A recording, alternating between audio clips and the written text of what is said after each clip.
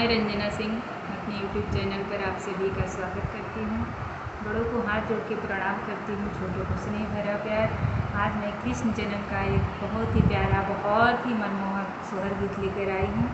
अगर आप लोगों को पसंद आए तो वीडियो को लाइक कीजिएगा, शेयर कीजिएगा। चैनल पे नए हैं तो चैनल को सब्सक्राइब कर दीजिएगा मेरे नए गीत और भजन सुनने के लिए। और 1000 सब्सक्राइबर मेरे पूरे हो गए हैं। इसके लिए आप सभी को, हमारे पूरे यूट्यूब परिवार को दिल से मैं धन्यवाद देती हूँ। आप लोग इसी तरह से अपना लाड प्यार बनाए रखिएगा मेरे चैनल पे, ताकि ये चैनल ग्रो करे।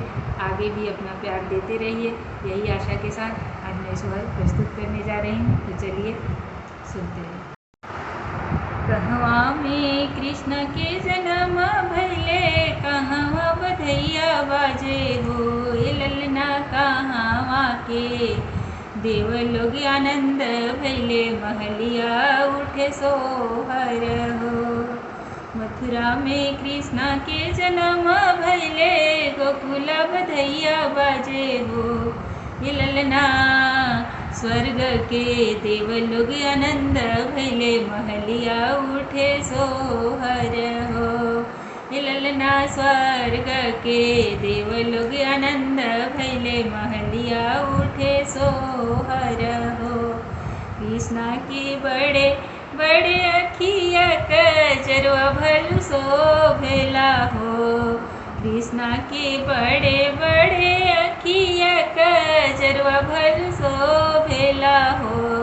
ललना करेली जसोदा मैया काजरिया, मरियो नाही ठेकेला हो।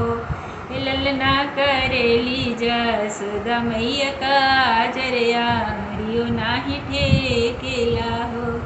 कृष्णा के छोटे छोटे पहुआ पैजनिया भलु शोभेला हो। कृष्णा के छोटे छोटे पहुआ पैजनिया भलु शोभेला हो। ललना ठुमुकी ठुमुकी कृष्ण नाचल, देखत नीक लागेला हो। ललना ठुमुकी ठुमुकी कृष्ण नाचल, देखत नीक लागेला हो। कृष्णा के छोटे छोटे हाथवा धेनुया भलु शोभेला हो। कृष्णा के छोटे छोटे हाथवा धेनुया भलु शोभेला हो। ललना ठुमुकी ठुमुकी बाण चलावेल, देखत नीक लागेला हो।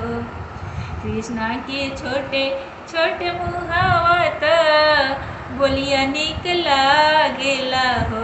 कृष्णा के छोटे छोटे मुहावा बोलिया नीक लागेला हो। ललना कहले जसोदा मैया मैया कही पुकारेल, सुनत नीक लागेला हो।